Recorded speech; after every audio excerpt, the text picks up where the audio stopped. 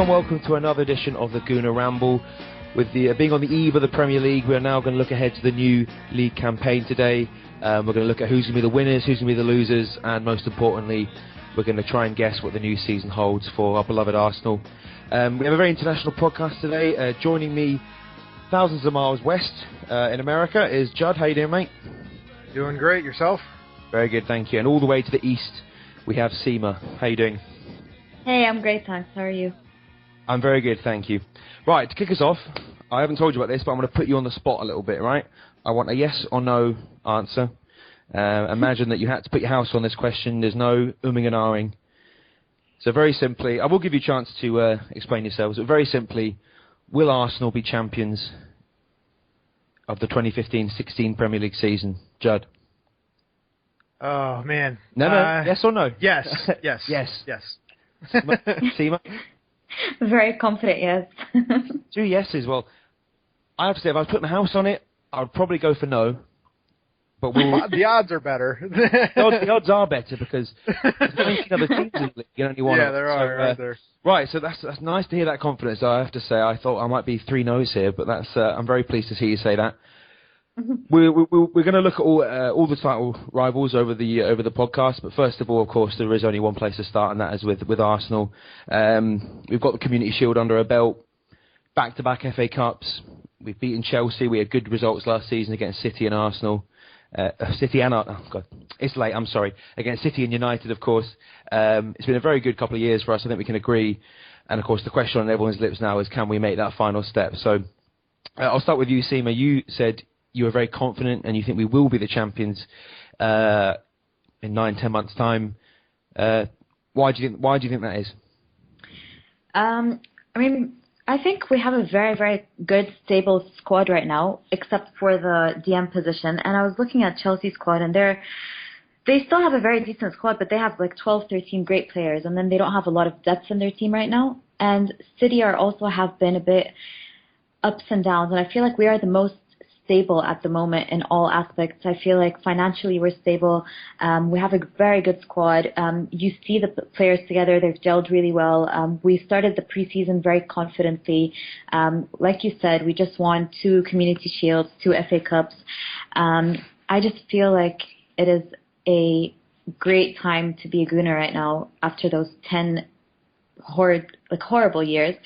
And I think our only thing right now is we just really need to find a solution for the DM position and the striker position. But other than that, I feel very, very confident. And I feel like we are in a much better place than most clubs at the moment. So you say, you mentioned the defensive midfielder and the striker position. Obviously, a lot of people have said, Coquelin, he's injured. There isn't an awful lot of cover there. And there's also some doubts whether or not Giroud and Walcott between them, or, throw Welbeck into that as well, are enough to win the league. I mean, how dependent do you think, for example, is it on Coquelin staying fit and Walcott and Giroud hitting the ground running? I mean, can you see us winning the league perhaps if Coquelin did get a knock for a few months, or if Giroud and Walcott perhaps didn't score as many as Costa or Aguero or something like that? I mean, how important is that, and how dependent are we on those positions to work out well for us? Personally, I'm not very concerned about the striker position. It's what everyone else is talking about. I do agree, though, that Giroud alone is not enough, and we've seen it for 2 seasons. He starts off really well, and then he gets really tired because he's overused. But at the same time, we have a lot of options right now up front. We do have, like you said, there's Theo, there's Alexis if we need him, there's Welbeck, there's a lot of options in the front. But my bigger concern is if Coquelin gets injured, what do we do? Because we cannot really rely on Arteta alone because, one, he also does get injured a lot, and second of all, he is getting older. And Flamini is just, I'm not even going to talk about Flamini. He's pretty average, isn't he? Yeah, he did come in, and he did have a decent season when he first came back. But after that, I feel like he's just not good enough. So that's my only concern. But I do feel like if Coquelin stays fit, I think we can be okay. It's just a matter of how much can Arteta do in the smaller games or in the cup games and stuff like that, because we do need at the end of the day to get Coquelin a little bit of a rest as well. So yeah. Yeah, I think that's the concerns that most people have going into the season. But yeah, no, it's one of these things. If Coquelin stays fit and plays 50 games this season, then we should be okay. But banking on any player staying fit for 50 games when you're Arsenal seems a bit risky, to say the least. But no, I see your point. Judd, you said as well that you think we're going to be champions in 9 months' time. Why? Yeah, I mean, I'm a little bit less confident in Sima, but I mean, for me, I think we've had the most consistent squad throughout the summer. I mean, we haven't made a whole lot of, changes to the starting 11 really, and like Sima said, we've got more depth. And for me, I've always thought one of the biggest pieces we were missing was a solid world-class goalkeeper, and we've got that now in check. Last year we finished with 7 score draws on the season, and if we could have just conceded one less goal in each of those games, we finished 2 points clear of Chelsea. And it's going to be important this year that we get off to a good start. I think it was 15 points back after 18 games, or vice versa. I can't remember exactly. But, this year we've got the same group that we finished the season with starting this season. So I think we're, plus check. So I think we're going to be able to get off to a more solid start this year, and then hopefully carry that momentum, that consistency that we finished last year with on into this season and throughout the year. And, we've got a lot more depth than we've had in recent years. But, again, my same concerns are with the striker position. I think a lot of it's going to come down to how much we can get out of Walcott this year, and maybe a couple other people that have, younger players that have been with the squad growing into their positions. And then, obviously, the defensive midfielder. I would have liked to have seen a top-quality addition in that position. But because, like you were saying, 50 games out of one player, it's not going to happen. I mean, honestly, even if he does stay fit, you just can't play that many games in a year. He's going to need to have a spell every once in a while. But yeah, I like our chances overall. I mean, look at this summer. You didn't even really. It's hard to say, but we didn't even really miss Sanchez, honestly.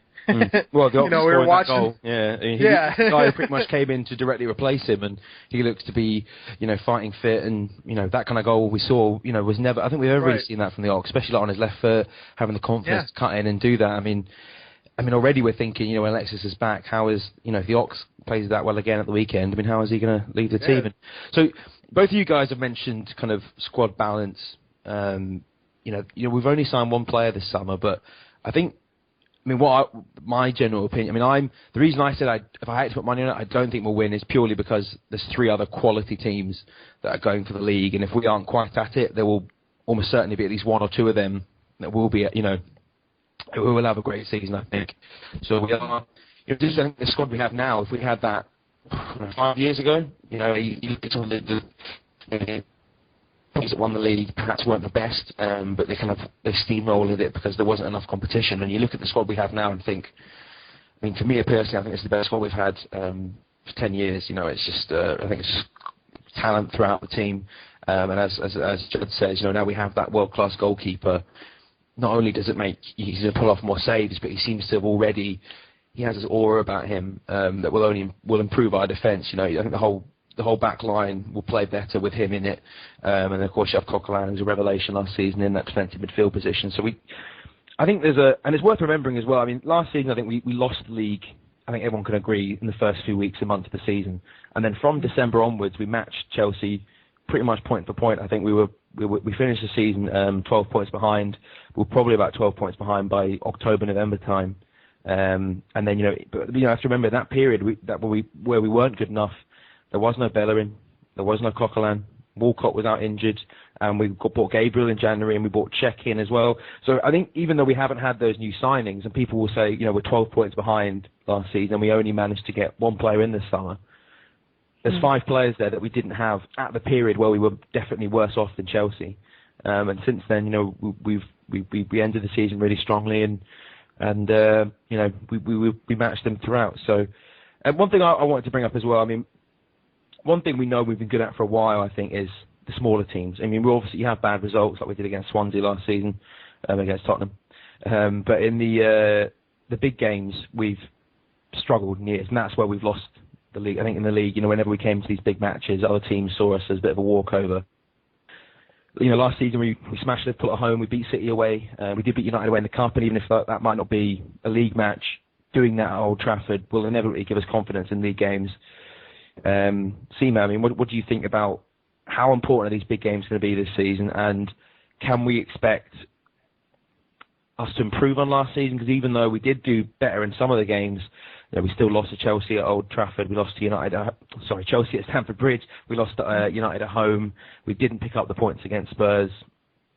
I mean, how much improvement do you think we really need there if we're going to win the league? Or do you think that we can just keep on beating the smaller teams and that should be enough?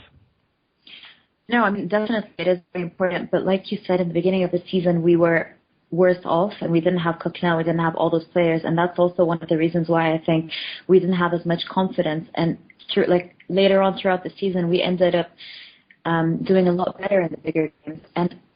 And you had said we matched Chelsea towards the end of the season. In my opinion, towards the end of the season, we were better off than Chelsea. But because, as you said, in the beginning of the season, we started off really weak. That's what ended up. That's why we ended up losing the title. But definitely, the big games are very important because that is where we were losing points. But it's also very important to start the season strong and stay consistently strong because, I mean, the season before last one, we were top of the league for 128 days, and then we took a major dip. And this season, we need to just find the balance between the two. We need to be consistent. We need to win every game. We need to have the winning mentality and not even think, it's okay if we just get 1 point here and 1 point there. No, we need to win every single game, specifically the big games, because, I mean, the small ones we end up finding a way to do well. So, yeah. No, I think you have to agree with that. I think there was definitely signs last season that we were making big strides in that area. And whilst we didn't go and beat every big team, or perhaps did as well as Chelsea did against the big sides, we certainly showed a new way of playing that perhaps we hadn't seen for a long time. And of course, at the weekend against Chelsea, people will say it was only a glorified friendly, but Chelsea wanted to win that. We really wanted to win that. It was two full-strength teams pretty much, and we showed a certain amount of grit that we've seen a bit of, but it was great to see us employ it against Chelsea, and really, we never really looked under too much pressure. I mean, Cech made a couple of good saves, but nothing out of the extraordinary. There was not many goal mouth scrambles or anything like that. We seemed pretty calm and collected in our defending, and it's hugely encouraging going into it. So you can only be happy with that progress.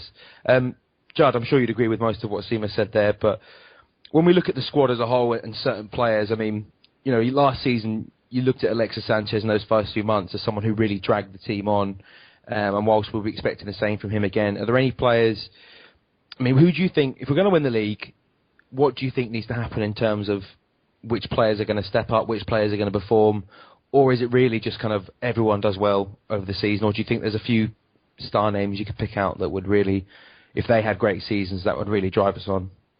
Well, the easy answer is obviously everybody has to contribite, right? Yeah. Well, let's not go for the easy answer. Let's go. No, I'll give you a little bit more depth and substance than that. I'm really looking forward to a big year out of Cech.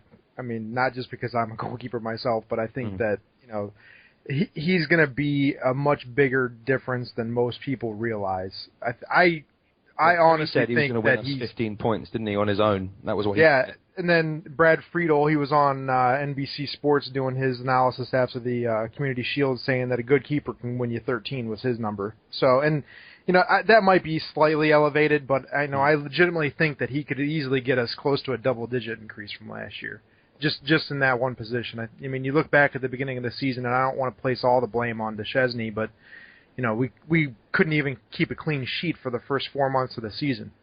How many more points could he have gotten us? There were games where we allow 3 shots and concede twice. It's games like where we drew 2-2 with Hull at home. Yeah, we lost to Swansea on the road. Drew with Leicester away.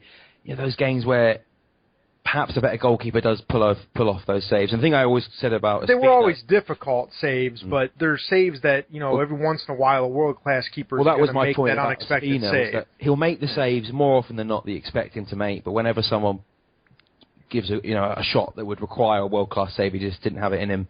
Whereas with Cech, I think we're all expecting to see many of those over the course of the season. And you only have to look at David De Gea last season, and I guess to a lesser extent Yeah, De Hugo Gea Lloris against us, and man. Courtois. I mean, they just won points for their team, especially De Gea. I mean, he was spectacular. He won points for his team, and you could see that because he was pulling off saves where you thought that was it. Yeah, how the hell did he do that? And I know that you, as a bit of a goalkeeping aficionado, would be over the moon with Czech. Yeah. And you know, Yeah, without a doubt. It's just great to see. I mean, we're just watching Chelsea at the game at the weekend.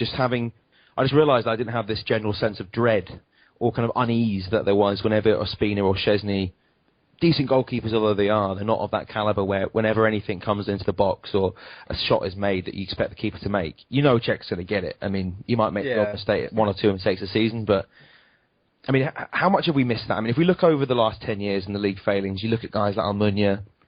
We haven't had a keeper like that since Lehmann.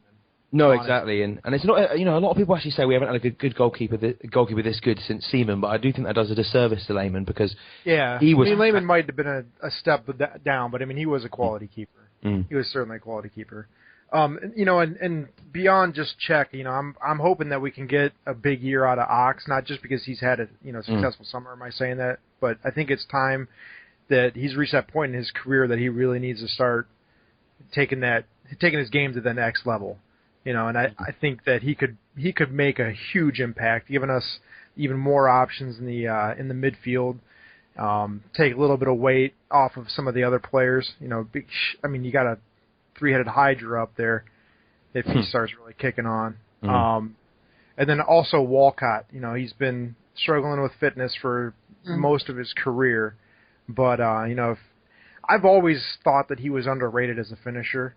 And I think he's got the potential to really have a big year if he can stay healthy. And well, he certainly. We all remember in 2012-13 when he scored 20-odd goals. Yeah. Scored the hat-trick against Newcastle. He was just on fire that season.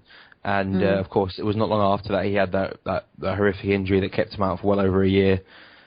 I mean, do you think it's going to take? I mean, let's say the Benzema talk and all this doesn't come to fruition. I think even though there's a chance, it seems there's still musings in the media. Let's assume that he's not going to come. We've got Giroud and we've got Walcott and Welbeck as well. You know, Walcott, I think 140 grand a week we're paying him now.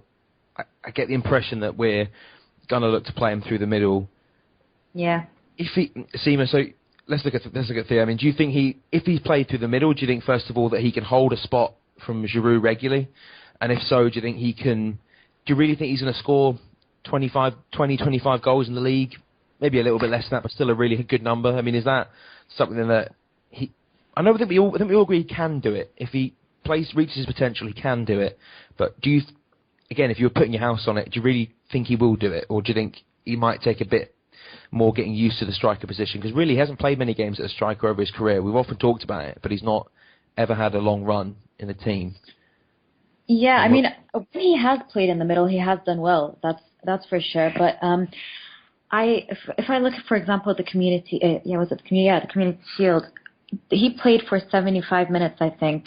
And the moment Giroud came on, personally for me, I felt like the game changed a lot because up front we're a lot stronger in terms of build. And I think the good thing about having Theo playing up front more often is he could give Giroud a break, but I wouldn't play him I wouldn't have them rival for that position. I'd have them play depending on the game, because I think that's one of the things that most of the big clubs were doing when they were winning trophies. They had more than one player up front that was able to do the job. Because, I mean, if you look at, for example, United at the time when they won, Robin van Persie, obviously, but I mean, they also had Rooney. They had options, and I think that is very important for us. I personally love seeing Theo on the wing because his pace on the wing has been very troublesome to a lot of defenders as well. I mean, I know it's the same up in the front, but it is a lot more compressed in the middle than it is on the wings. But I don't know. I'm a little skeptical about having him playing fully up front. Maybe it's just me because I'm not used to it. But I do think Giroud has a lot of qualities that are very important and that give a lot of confidence to the team as well. And I mean, having a big player up front, I think, is a big plus in so many ways. Not just for the headers, but also, it does cause problems for defenders as well. I mean, I you watch a lot of the games when Giroud is in the middle, and you just see so many defenders on him, and he can get past any of them. He's not fast, but he can, through his body, he can find a way past them. So I don't know. I like the mix of both rather than just having us think, okay, no, Theo is going to be that is going to be the number one, and Giroud is not. I don't know. I'm still a bit confused about that. Well, I think what we could agree on is if you had Walcott and Giroud kind of morphed together, you know, a player who can hold the ball up as well as Giroud, can dominate players as well, but also has the speed and finishing of Walcott, then we'd have a £50 million player on our hands, wouldn't we? So, but I agree with what you say, Sima, about managing the games, because I think the nice thing is, I mean, at the weekend we started with Theo up front, and obviously Chelsea had to adapt their defence in that way. They couldn't give him too much space in behind, you know, but later on in the game we brought Giroud on. He's very physical, very different. But even though he isn't particularly quick, you know, if you've played 70 minutes of a game and you've got Giroud coming on, you know you're not going to get an easy time because he will battle for everything. He will go for headers, and you won't have such an easy time as you would against Walcott perhaps. And then vice versa, if it was Giroud starting, you then have Walcott on the bench, you can do damage on the counter-attack, or, you know, just having that speed. When you're 70 minutes into a game, if it's been a tough match, then you're. I think when you see him coming on, if you're a centre half, you're gonna be a bit like, oh bloody hell, you know, have I got in my legs to deal with Walcott? So, yeah, I agree. I think what's important, as you say, is that we manage the pair of them properly and we use them in different games. Judd, just before we start talking about the rival teams, I wanted to ask you one thing. Actually, we'll talk a couple more things. First of all, okay. I mean, Mesut Ozil, third season. It's his first pre-season he's had. He's looked very good in pre-season. How big a year is he going to have, and how important is he to any potential title challenge? If he perhaps doesn't set the league alight like he did in the first half of last season, or in his first season he was kind of a bit inconsistent. I mean, if he doesn't quite do what we hope he's going to do, is it still possible for us to win the league, or do you think we could even, you know, how reliant are we on him basically? You know, I think, I mean, obviously, you need to have a massive year out of one of your center mids. I mean, you just have to win. I mean, it's one of the most pivotal positions on the field. I think he's been shortchanged and given a lot of undue criticism, partially because of his nature on the field. He's not a bulldog, hard-working guy like Sanchez, so sometimes he gets a little bit extra shtick for not doing the dirty work. But and some of it's fair. Sometimes he does fade out of games and doesn't do the work required. But I think it's going to be important for him to have a big year. But I also believe that we've got a lot of other options in the midfield that can pick up the slack if there is any that needs to be picked up.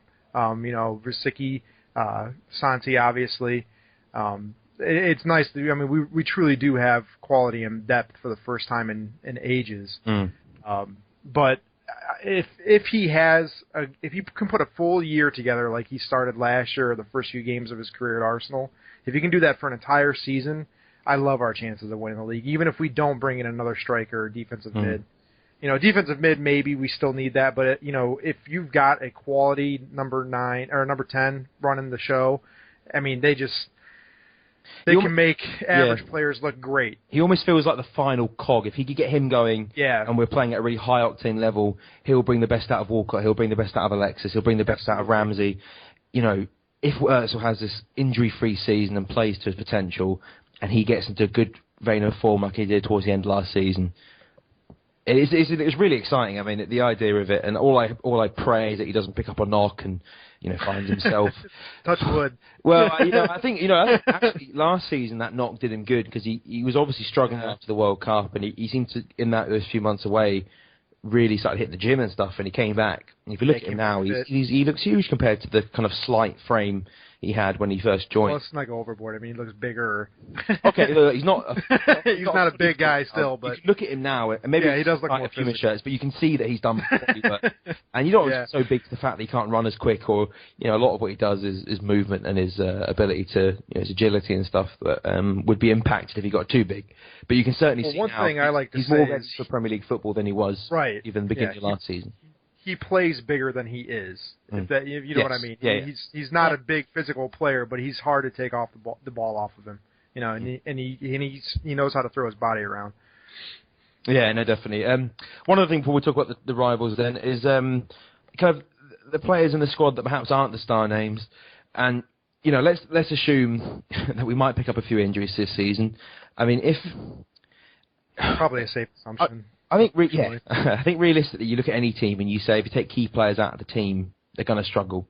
And if you take we only had to see at the weekend with Diego Costa out of the team. Chelsea looked a far different side with either Falcao or Remy up front. There's not the same prospect that we can agree if Alexis or Özil or Ramsey or Koscielny gets injured. We're going to struggle a bit. But I mean, how confident are you in perhaps the likes of Gabriel, in Ospina if we need him again, in Gibbs if he has to come in from Monreal, Arteta and Flamini, perhaps even Welbeck? I mean, I think what Sima said earlier on about depth is true. I think we do have a really good depth, but I mean, of course, our title challenge depends a lot on who stays fit and if we can get good full seasons out of our really best players. But I mean, how much confidence do you have in some of these players, and do you believe that any of these players can make us a good step up, or are they just going to stay as squad players that we can plug holes with and firefight with? What do you think, Sima? I mean, if you look at, for example, when Debuchy got injured and Hector stepped in, and Hector Bellerin had very little experience, and he did as well as he did, I think the other players who are competing for spots in the team can do a very good job. I mean, like you said, we do have the depth. Again, I'm going to repeat myself, but the only thing I'm worried about is if Coquelin gets injured. But if you look at all the players that we have a lot of quality. We have, like you said, the left back position. We have Monreal, we have Gibbs, both of them. I think I can easily feel confident with either one of them playing. Same with Debuchy and Bellerin. Gabriel, I think Gabriel should be number one, but at the same time, we don't really have a lot of leaders in the team, and I think Mertesacker is a good leader, and I think he actually gives that balance between him and Koscielny, because Koscielny is a great player.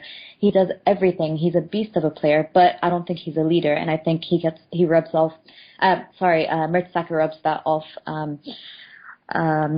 Czech, we have Ospina. I mean, I think Ospina's staying, right? Yeah, because what's his name? Chesney went to Roma.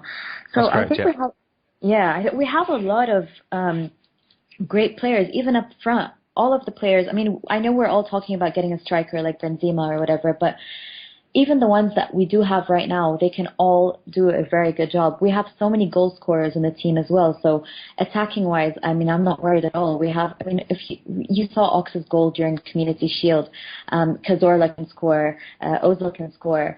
We have a lot of options. It's just a matter of, I mean, I'm not worried about if one person gets injured, because right now we have Wilshere injured, and we have Alexis not playing the first two games, and we've seen our team without Alexis, as Judd said in the beginning, we've done really well, so I'm not really worried about that.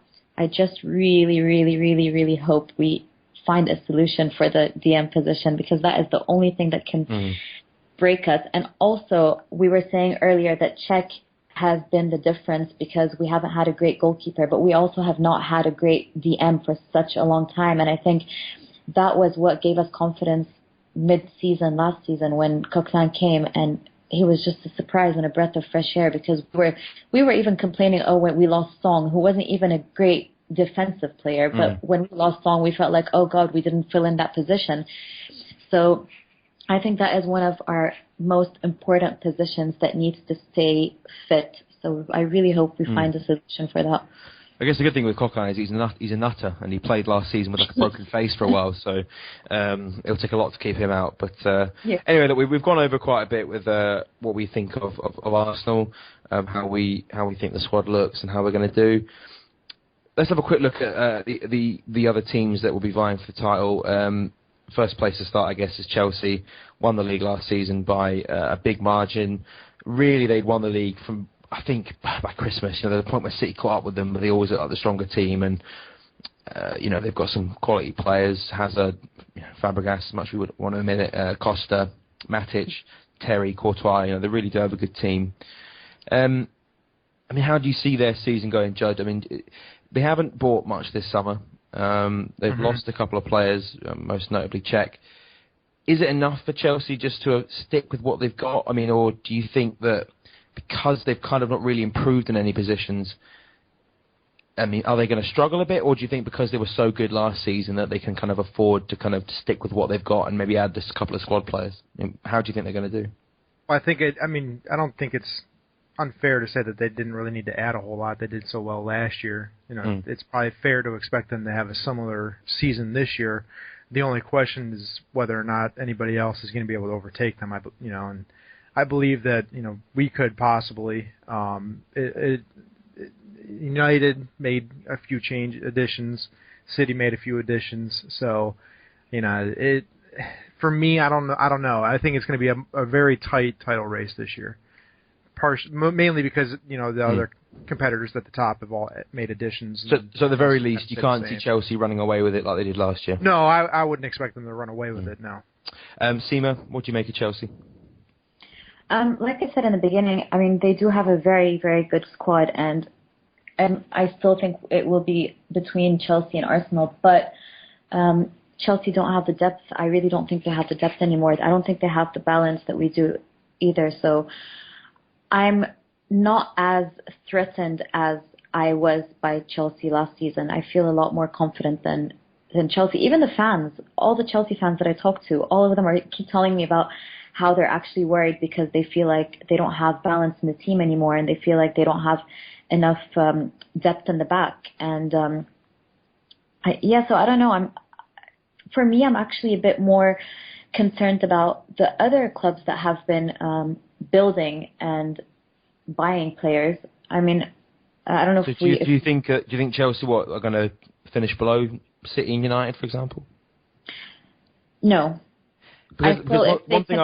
Sorry, carry on. No, I was just going to say, I think if they can keep their players fit, I think they'll still be, it'll be between us and them.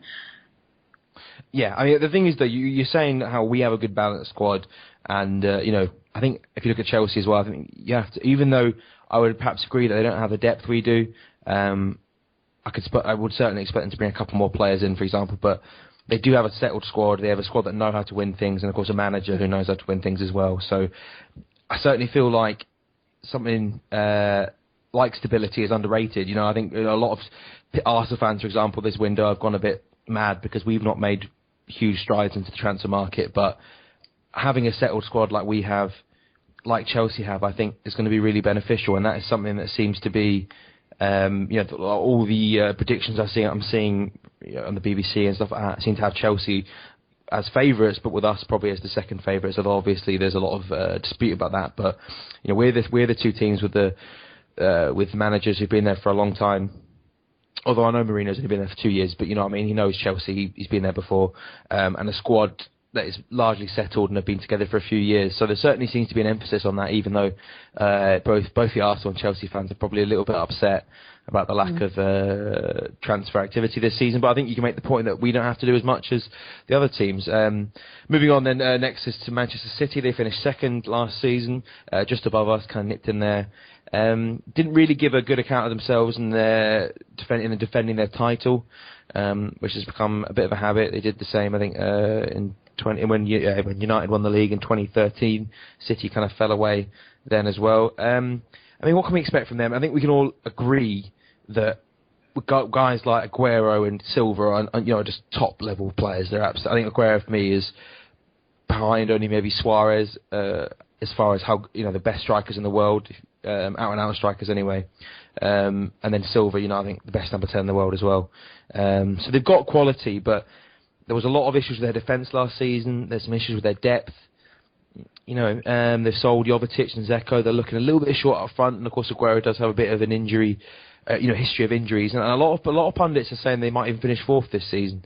Judd, I mean, what do you reckon of City? I mean, do you think they've done enough this summer to get in a position when they can regain the title, or do you think that they're going to have a year where they're struggling a little bit again? I think it's going to be a lot like last year. Honestly, I mean, they didn't really do a whole lot defensively to help them out. I think the biggest thing for them is going to be the performance of Yaya Toure. I think he had a down year for him last year. He plays a lot of defense and still is able to contribute to the attack. And I think last year he was lacking in both areas. You know, he wasn't at his best. They've got plenty of options in the attack, and they added Sterling, which is only going to help. But I don't really see that as being the problem that cost them last year. It's the defense, do you think it was? Yeah, it was their defense. You know, and I don't think they really did enough to make any improvements to get them back in the title race. I mean, obviously they're still going to be in the top four. I think it's going to be close between them and United for third and fourth. Yeah, I mean, I think if you look at the squad, I mean, they've added Sterling, who's the only real... I mean, Sterling's a quality player. I think he's going to be good for them. But that's the only real first-team player they've brought in. I think Duff will play a lot of games, but I imagine the kind of Torre, Fernandinho axis will be more popular with Pellegrini, and Delph will probably be a good squad player. But, yeah, I mean, the biggest thing I think for them is their defence. You know, Company, for me, is like a shadow of the player he was. And I think it's pretty crazy. I think he's been living off his form in the 2011-12 season. And look, he hasn't been dreadful that whole period since then, but he's certainly not been as consistently good as he was in that first title-winning season for them. And, you know, I think he's had a pretty dodgy pre-season as well. And, you know, if he's the captain, he's the leader, and he's a tough player to drop. So, and I think with him, and then he's got, you know, Demichelis isn't getting any younger, and you've got Mangala, who's, I think, not looked anywhere close to the 32 million they spent on him. They've got a young guy called Jason Denayer, who was at Celtic last season, who looks very good, but even so, it's a lot to ask on him.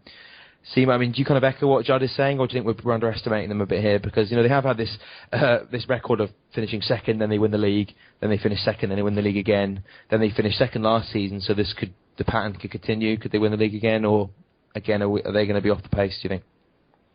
I mean, I think finishing second is not bad at all. that's one, but we haven't done it for a while, so yeah. But the thing is, like you said, it's exactly. I think I agree 100% with both of you. Yaya Toure is a big player for them, and it depends a lot on Yaya Toure. But also, like you said, Company, the captain. I think he was making so many mistakes last season. Defensively, they were very. They reminded me of Arsenal a few seasons ago when we had no proper defensive midfielder, and our defense was just always up, down, up, down. We'd have a great game, and then we'd have a really bad game, and it was just all over the place. But I think one of the biggest things is the fact that Company he is actually a very good captain and a very good leader, and he wasn't last season. I think the fact that he took a big dip in form has also played a big role in their season as well. But I don't necessarily think they're gonna. I don't necessarily think they're gonna be competing, but I think we might be underestimating them a little bit, because I think if those two players bring it again, I think they can be fine. Yeah, no, there's a lot of question marks over them. With City, I think I could really see it going either way. You know, I could see them being up there and winning the league again. I could also see them finishing fourth and really struggling with, you know, the form with the players we've talked about who struggled for form, and perhaps their squad isn't as deep as ours. And obviously there's been injury problems with Aguero. I mean, if they can get a full season out of him, I think they will be Premier League contenders, because he is just top class. And but then again, you know, the last few seasons we've had a few. I think he's got a few dodgy hamstrings, but you know, it seems to be actually with all of us and Chelsea and City, it all comes down to who can stay fit. You know, I think because all the squads, I think, are capable of winning the league, but it all depends on who gets injured and who's available and things like that. So we will see. The next team we'll quickly look at, Manchester United. We finished above them last season, knocked them out of the cup. They've just sold Di Maria today for 44 million, but they have brought in a lot of players as well. Matteo Darmian from Torino, Schweinsteiger, of course, from Bayern, Schneiderlin from Southampton, a player that we were heavily linked with, and Memphis Depay as well, who's a very exciting player from Holland. You know, Van Gaal came in last season and didn't have the best first season. I think they spent a pretty ludicrous amount of money last summer and really didn't get their shit together until, a bit like us, but until the second half of the season, they kind of even remotely looked like a good side, and that was when they had Ashley Young whipping in long balls to Fellaini. And I know I'm not making that, I'm perhaps oversimplifying that a bit, but I think it's safe to say they weren't playing the nicest football, even when they were playing well. So they've probably been, you can maybe argue Liverpool, but United have probably been the most aggressive spenders this summer, and the team that have made people kind of sit up and take notice with what they've done. We'll start with you, Judd. Manchester United, and how worried should we be about them returning to the top? You know, Van Gaal, whatever you think of him, he has won titles wherever he's been, pretty much. Yeah.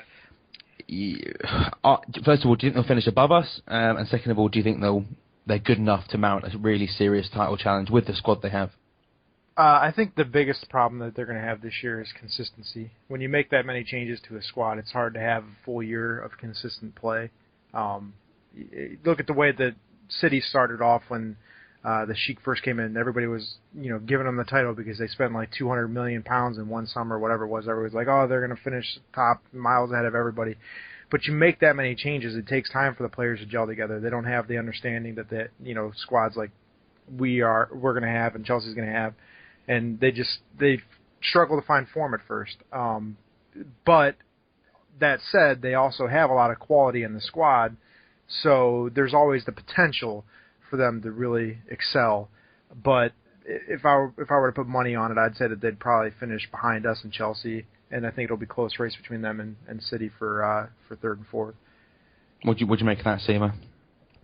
Yeah, I agree. I think United are an interesting one because they did buy a lot of quality players, and I think they bought necessary players.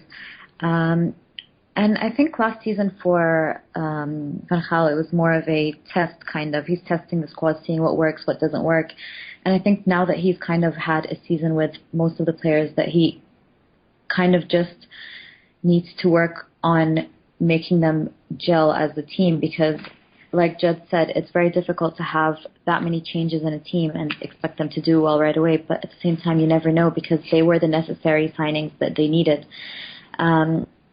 I'm actually more worried about United than I was about City or Liverpool because of the quality that they have. I mean, a lot of the players that they have, I always really admired and liked watching and would have liked at Arsenal, like some of them. So I do feel like they might be a surprise for a lot of people. I think, I mean, yeah, the fact that it's more or less a new squad is a worry, but maybe towards the end of the season, next season, I think they're going to be a very, very difficult squad to beat. They shouldn't be underestimated anyway. Very quickly then, guys, we've gone over the top four. I mean, who from fourth to first then, Sima, what would you have as your top four next season? And if you were a betting lady, what would you be betting on? I would say City, United, Chelsea, Arsenal. Judd?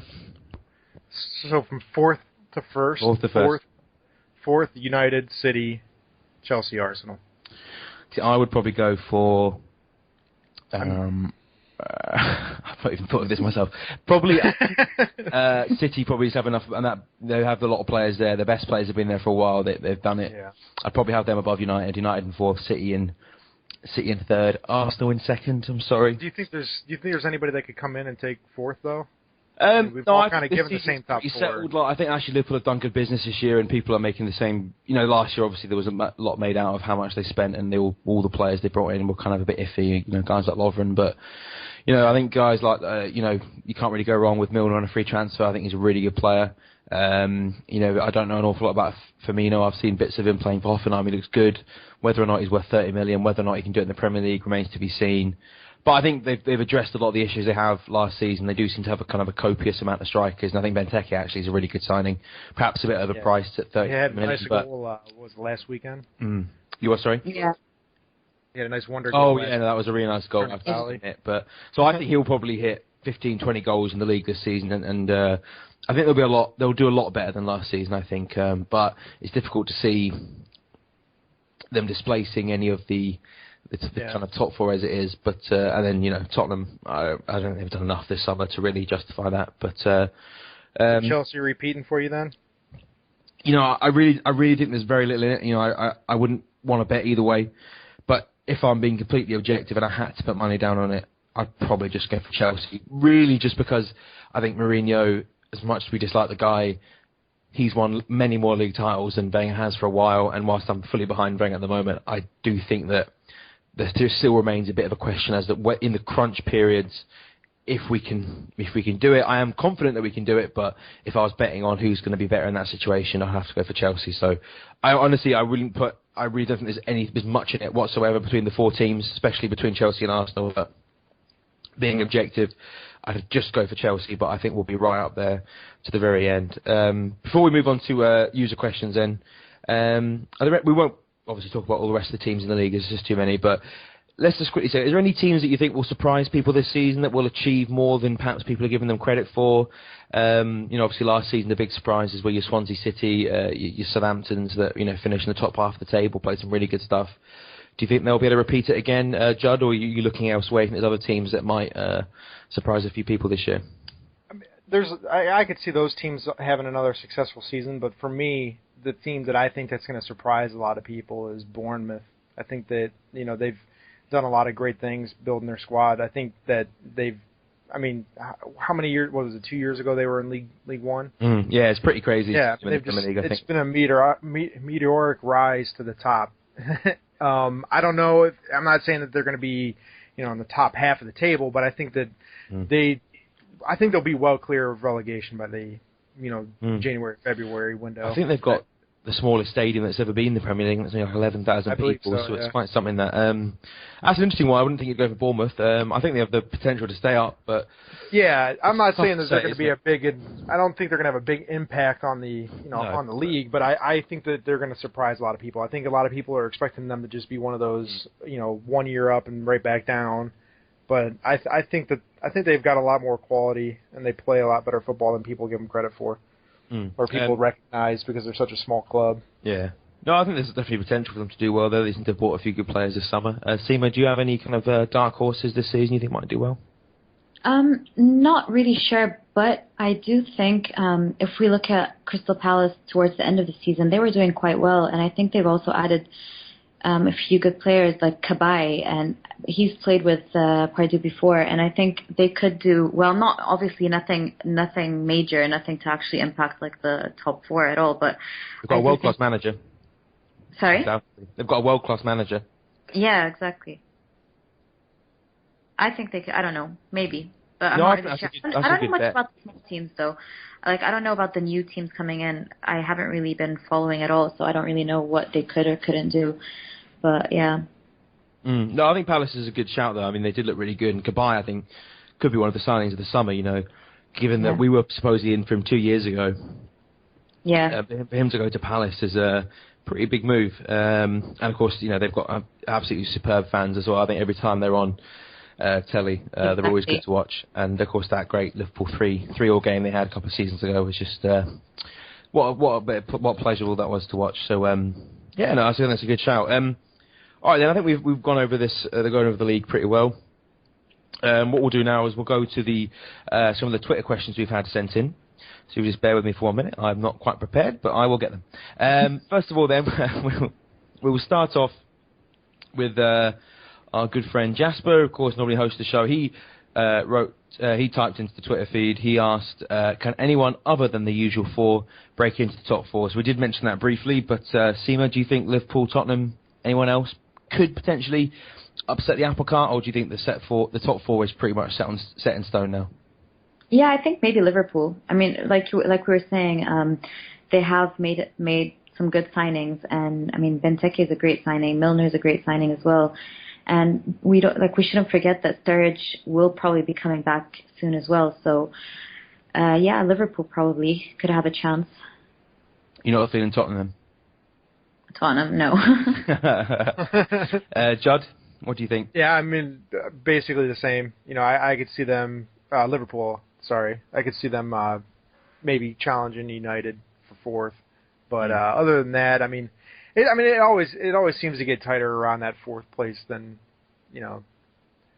Mm-hmm. But I just don't see it. They're certainly stronger than last season. I think you have to say, looking at the team and some, last season I think they created a lot of chances. They just didn't have anyone to score because Sturridge was injured so much.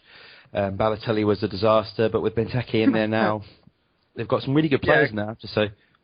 I think they're still lacking in depth a bit, but I could see them being, being close to that fourth place spot. I certainly don't think they have the caliber of manager that the rest of the league have. The rest of the top four have. Sorry, but sorry, Sima, what were you going to say? Sorry, I was interrupting you, but also I think I don't think Origi has gone anywhere this time on loan, has he? Because Origi is also he's there, but it seems odd because they're signing so many other strikers. I don't really know where he's going to play, but yeah, because he is also very good. So if they have the option as well, I think they can do very well. Mm. Yeah, no, it's a lot of ifs and buts, isn't there? But I do feel like if any of the current top four have a bit of an off season, I certainly think Liverpool will be there to capitalise. But I think we'd all agree that if the other four teams perform as we expect them to, they will probably finish ahead of Liverpool. But I think if you're a Liverpool fan, there's a lot to be kind of pleased about going into this season. I think they've responded well to the disappointments of last season. But yeah, we will see. Next question then. We have one in from that fly Gooner, who asks, who in our squad do you believe to have the potential to be world class? He thinks Oxlade-Chamberlain and Aaron Ramsey. So ignoring your Alexis Sanchez's, your Koscielny's, your Czechs, which players do you think either this season or in the years to come could really push on? He's mentioned Oxlade-Chamberlain and Ramsey. Sima, those two, or would you even say Rambo is world class at the moment? Some people might. Yeah, I already think Rambo is world class. I think you guys know that. But yeah, Oxlade-Chamberlain definitely, and I think also Hector Bellerin definitely has potential. I'm not saying right now because he's still very young, but for a defender at this age to play as good as he had played last season, I think he can definitely be world class as well. No, I was going to suggest Bellerin as well. I think what he's doing at this age, in an era where I don't think there are a huge number of really top class fullbacks. I think in the next few seasons we'll see him really become one of the elite players. Judd, anyone else you had in mind? I agree with him on Ox and Rambo, and then I'd also like to put in a shout for Walcott. I think he could really a big shout excel with some fitness. I think with some fitness, I think he'd really push on. Yeah, and then Coquelin. I mean, he's still young, and I could see him, really cementing his career this year. I mean, if he has a season as good as if he plays well this whole season, as well as he did at the end of the last one. I mean, for me, because I think. Who else was on Coquelin's level in terms of defensive midfielders last season? Matic, maybe? I mean, I really don't. I think if he does that again this season, then you're really beginning to say he is one of the best. It's not just been a few months. It's been 18 months of quality play. And in that period, he only had one or two average games. The rest of them, he was brilliant. I mean, I think he's a player that maybe not maybe not immediately this season, or if he does this again for another couple of years, he'll definitely be in that kind of bracket, certainly. I'm guessing you guys agree, would you? Yeah, sorry. Yeah, that's cool. I took your silence as a tacit agreement. One more question just before we head off. Of course, we did get the sad news about Jack Wilshere's injury. 6 to 8 weeks it looks out. And we got a question from Alex Bangert at AlexPJ_96, who just asked, what do you think of Wilshere's latest setback? So, Judd, I mean, I've seen some people saying he's the new Diaby. I think that's a bit over the top, but I mean, it's getting to the point now where every time you think he's come back, he has one of these setbacks that is not just a week or two; it's a couple of months. I mean, how worried should we be? Do you think?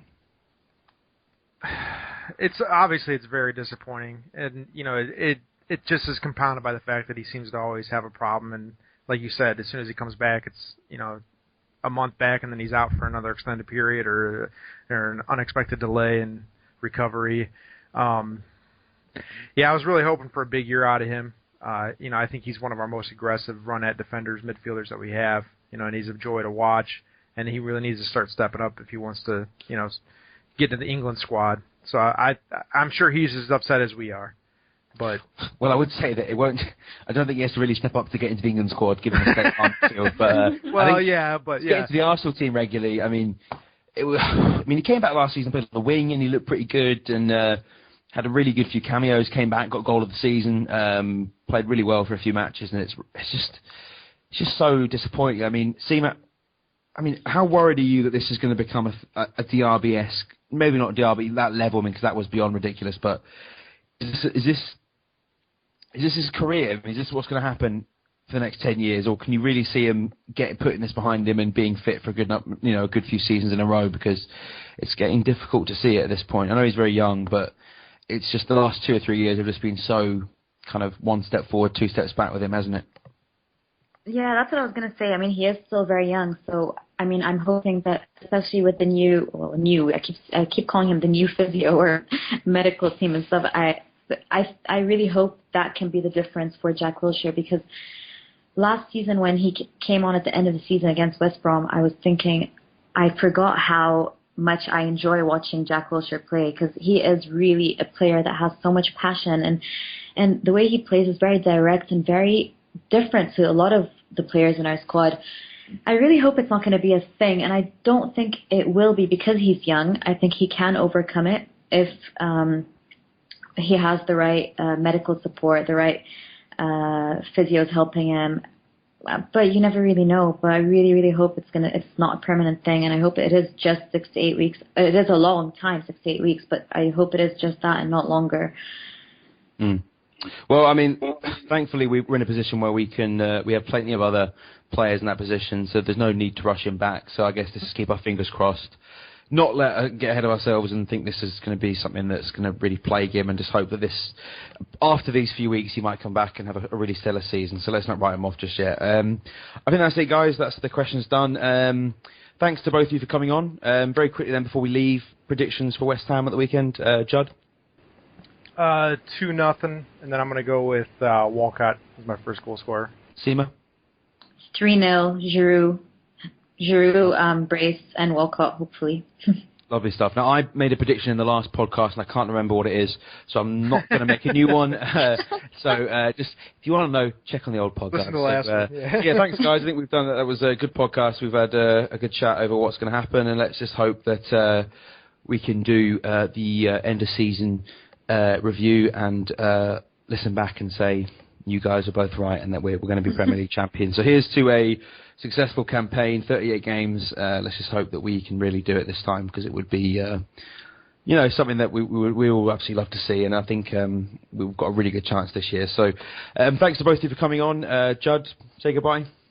Goodbye. And Sima, say goodbye. Bye. And yeah, goodbye from me as well. You can follow us on Twitter at Gooner Ramble Pod. And as I said last week, we'll be doing podcasts throughout the season. So thanks very much for listening, and check back soon. Thank you.